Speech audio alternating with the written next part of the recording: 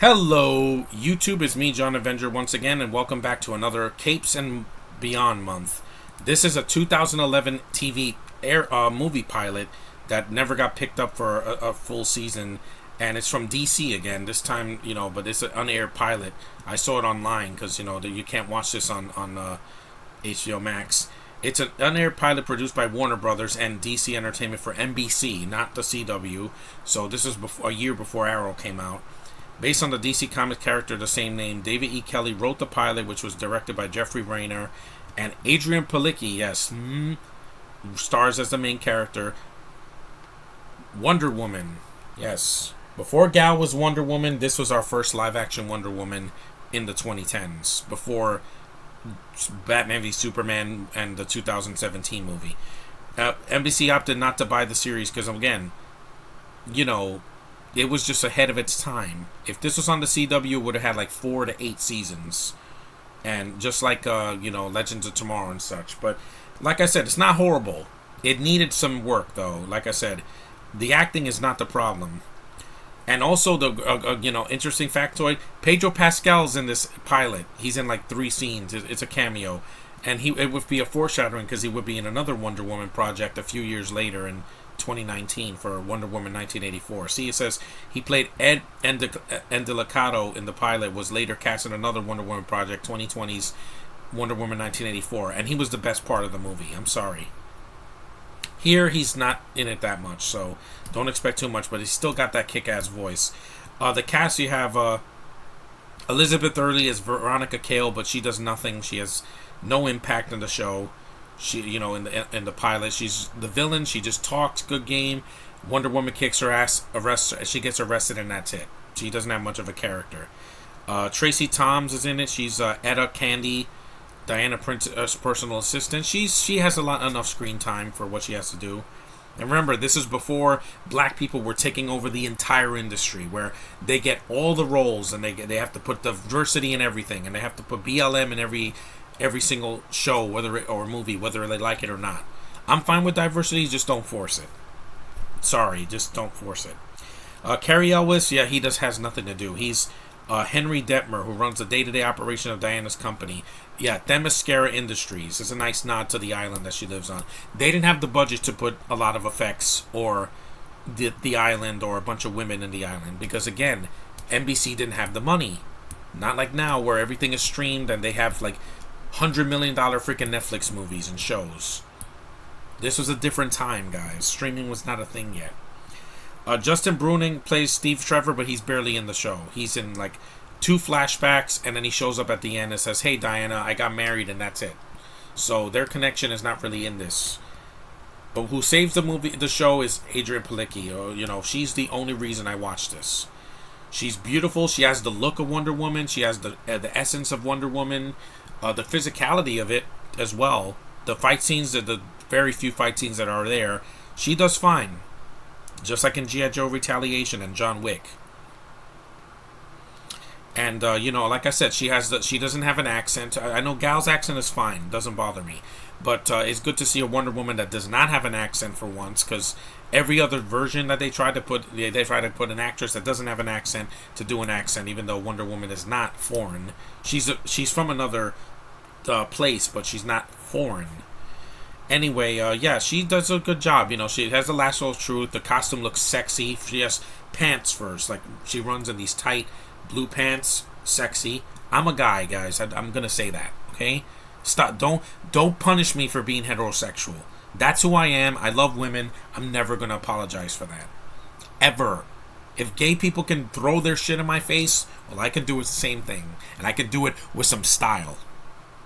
And I don't have to hide behind a keyboard. And the pilot, this is the plot.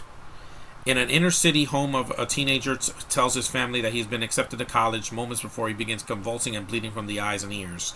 Meanwhile, Wonder Woman is in a foot chase with a super strength criminal on Hollywood Boulevard, and after knocking him out, takes a sample of his blood and leaves it to the police. Wonder Woman returns to the headquarters of Themyscira Industries, a large corporation which she runs as a CEO in her alter ego of Diana Themyscira. It's really Diana Prince, but you get it. Yeah, blah blah blah blah. Veronica Kilford, she's distributing an illegal performance-enhancing drug. So basically, like the thing from from Spider-Man.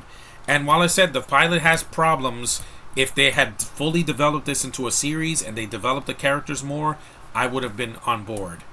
I would have had this new take on Wonder Woman. I would have liked it. But then they just cut it out and they're like, no, we're going to focus on the DC characters that are more obscure and put them on the CW and make them into a soap opera. That's the problem I have with some of the DC stuff now.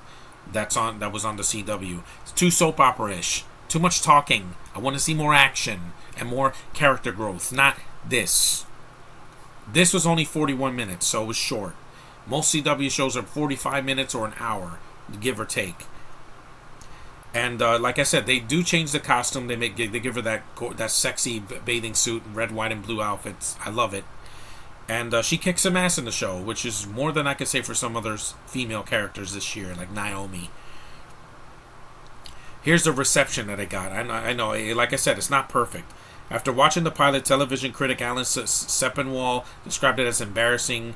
Oh, it was all I had feared and more. Writing about the show for Flickering Myth in 2017, Neil Calloway said it has its moments, but it was probably dated. Yeah, because again, it didn't have the budget that the movie did. Or the Linda Carter show from the 70s. It didn't have the time to make it. So you basically made a cake that was only half finished. But for what it was, I could have been a lot worse. We didn't really lose anything, but it not be commissioned into a series. It doesn't matter because 6 years later we got Gal and the rest is history. So the character will live on. But Palicki could have been a great Wonder Woman if they gave her a chance.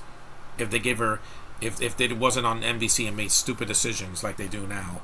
And even if this was made today, they would have either the feminist card like they have in everything, or she would just be beating up guys the whole time. At least here it makes sense because other than Elizabeth Hurley, who's the only female main villain, most of the henchmen are just guys. But it didn't bother me. Here, I get it, But in Wonder Woman 84, they could have done it better.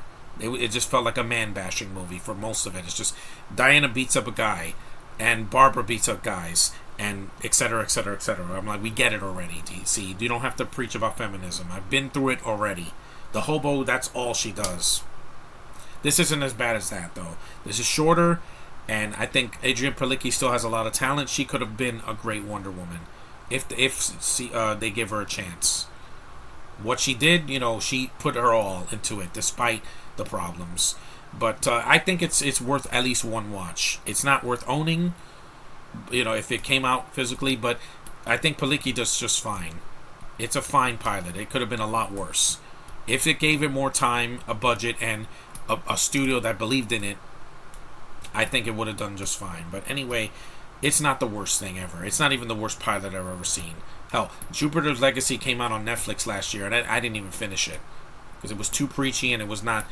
And everybody's an asshole. At least this Wonder Woman is tough, but she's fair. And I like the different approach. I like to see different versions of the characters that we grew up with in the comics and the TV shows and cartoons. It's not perfect, but it's not the worst thing I've ever seen. Not even close. The effects here are still better than Spawn. I can easily say that. And that was released in theaters in 97. That it's better than that. I can say that without question. But it's not perfect. If you haven't seen it, I would recommend it once. That's it. Anyway, thanks for watching. Take care. And I will see you guys in the next review.